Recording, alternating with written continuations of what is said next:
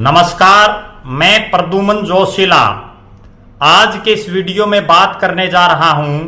अभी लगभग 1 साल बाद हरियाणा प्रदेश में जो विधानसभा के चुनाव होने हैं, उससे पहले ही ऐसी संभावनाएं हो गई हैं कि मनोहर कैबिनेट के एक मंत्री की टिकट कटने की संभावना लगातार बढ़ रही है। जी हां, एक ऐसा मंत्री जो दूसरी बार लगातार विधायक बना और एक बड़े नेता के आशीर्वाद से मनोहर सरकार में मंत्री बना और उसी बड़े नेता के आशीर्वाद से उसको दोनों बार टिकट मिली और जीत भी उसी नेता के आशीर्वाद से हुई। लेकिन अभी पिछले लगभग 10 दिन से में ऐसे 2 वाकये घटित हो गए जिससे ऐसा लग रहा है कि उन मंत्री महोदय को 2024 के विधानसभा चुनाव में टिकट मिलने की संभावनाएं 0 होती जा रही हैं। आप भी समझ गए होंगे मेरा इशारा हरियाणा प्रदेश की मनोहर कैबिनेट में राज्य मंत्री, नारनौल से लगातार दूसरी बार विधायक ओम प्रकाश यादव की तरफ है। अब मैं सिलसिलेवार आपको बताने जा रहा हूं कि ऐसे क्या कारण हैं जिससे ऐसा लग रहा है कि 2024 के विधानसभा चुनाव में ओम प्रकाश यादव का पत्ता कटना लगभग तय है।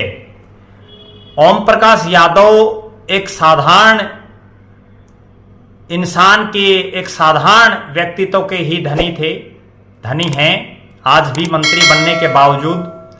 और 2014 के विधानसभा चुनाव से पहले भी और पिछले लगभग 7-8 दिन पहले तक भी वो राव इंद्रजीत सिंह, जो केंद्र में मंत्री हैं, राव वीरेंद्र सिंह के बेटे हैं, जिनका अहिरवाल में बहुत बड़ा नाम है, मुख्यमंत्री रह चुके हैं, उनके अति विश्वास पात्रों में भी थे और उनके साथ काफी उनकी नजदीकियां थी। उनको टिकट दिलाने में, उनको मंत्री बनाने में सब राव इंद्रजीत का ही योगदान है।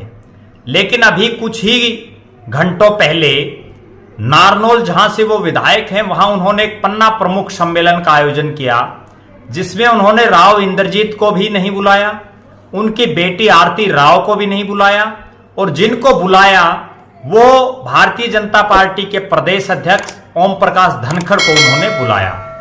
भरे मंच से सार्वजनिक रूप से ओम प्रकाश यादव ने मुख्यमंत्री मनोहर लाल खट्टर की तारीफ की, ओम प्रकाश धनखड़ की बार बार तारीफ की, भारतीय जनता पार्टी की तारीफ की, लेकिन राव इंद्रजीत के बारे में उन्होंने कोई बखान नहीं किया, कोई तारीफ नहीं की।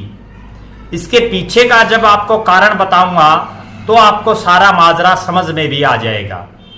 ओम प्रकाश यादव वो शख्स हैं जिनको 2014 में विपरीत परिस्थितियों में, जब वो भारतीय जनता पार्टी में इतने सक्रिय भी नहीं थे, केवल इंसाफ मंच में और राव इंद्रजीत के साथ वो सक्रिय थे, उस दौर में राव इंद्रजीत ने अड़ करके ओम प्रकाश यादव को टिकट दिलाई, उनको जिताया।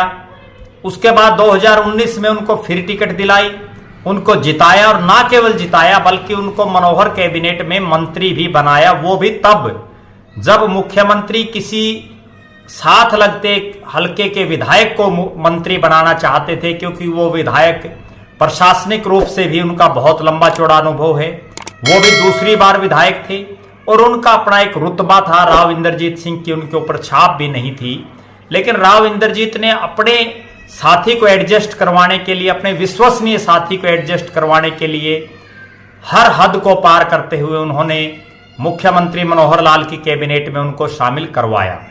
लेकिन अभी लगभग 10 दिन पहले उन्हीं राव इंद्रजीत की बेटी आरती राव ने नारनौल में एक कार्यक्रम के आयोजन में वो शामिल हुई, जिसमें मंत्री महोदय ओम प्रकाश यादव भी वहीं थे। और आरती राव ने सार्वजनिक मंच से एक बात कही कि ओम प्रकाश यादव मंत्री जी, अब आप बुजुर्ग हो गए हो, अब आप बूढ़े हो गए हो और अब आपको युवाओं को मौका देना चाहिए। 2024 में यहां से किसी युवा को मौका मिले, इसके लिए आपको जो है अब ये स्थान खाली कर देना चाहिए, क्योंकि अब आपकी उम्र हो चुकी है। यही वो सार्वजनिक रूप से आरती राव का दिया हुआ बयान था, जिसके बाद राव इंद्रजीत सिंह और ओम प्रकाश यादव में ऐसा लग रहा है कि भविष्य में और ज्यादा तलखी बढ़ सकती है। और इसी के चलते पन्ना प्रमुख सम्मेलन में उन्होंने भारतीय जनता पार्टी के प्रदेश अध्यक्ष ओम प्रकाश धनखड़ को बुलाया और वो पहली बार प्रदेश अध्यक्ष बनने के बाद आए। इसके अलावा उन्होंने ना राव इंद्रजीत को बुलाया, ना आरती राव को बुलाया, ना ही उनके बारे में कोई शब्द उन्होंने मंच से कहे।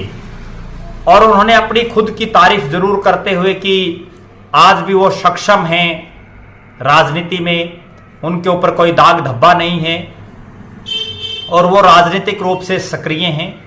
इस तरह के बयान दे करके उन्होंने एक तरह से वैसा ही माहौल बना लिया है जैसा माहौल पिछले विधानसभा चुनाव से पहले दो नेताओं ने अहिरवाल में बनाया था।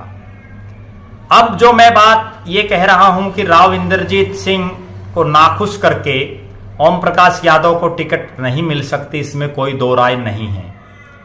पिछली बार का अगर सिनेरियो देखें तो अहिरवाल में दो बड़े नेताओं, राव नरबीर सिंह जो मनोहर कैबिनेट में मंत्री थे, पहले भी मंत्री रहे, बड़े नेता हैं अहिरवाल के, और संतोष यादव जो 70,000 के आसपास वोटों से चुनाव जीती थी, डिप्टी स्पीकर थी विधानसभा की। दोनों ही बार बार राव इंद्रजीत सिंह के साथ पंगा ले रहे थे।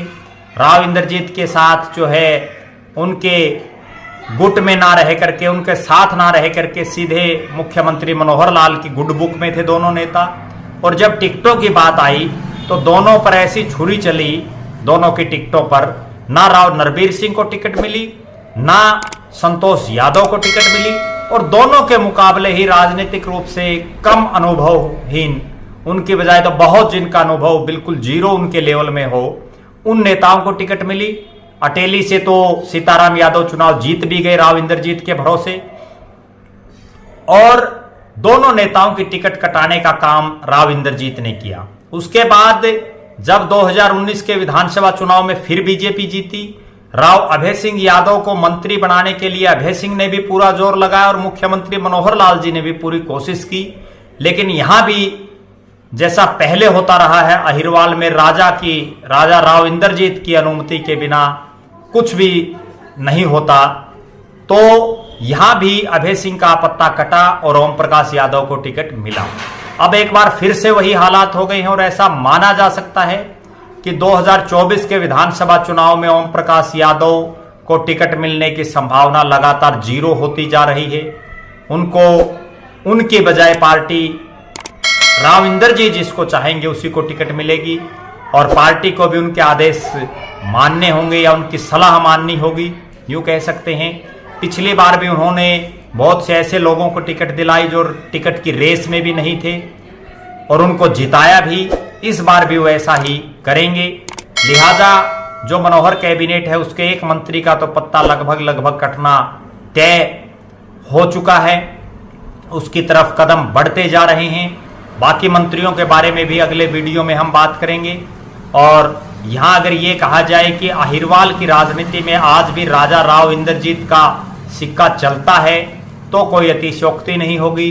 बहुत से ऐसे विधानसभा क्षेत्र हैं जहां के नेताओं को टिकट के लिए भी और जीतने के लिए भी राव इंद्रजीत सिंह के सहारे की जरूरत है और उनके सहारे के बिना ना उनको टिकट मिल पाएगी ना वो जीत पाएंगे। आप लगातार हमसे जुड़े रहें। आप हमारे फेसबुक पेज को लाइक करें, फॉलो करें, यूट्यूब पर सब्सक्राइब करें चैनल को, वीडियो को शेयर करें और अपने कीमती कमेंट्स जरूर लिखें। आपका बहुत बहुत धन्यवाद। आपका अपना प्रद्युमन जोशीला नलवा।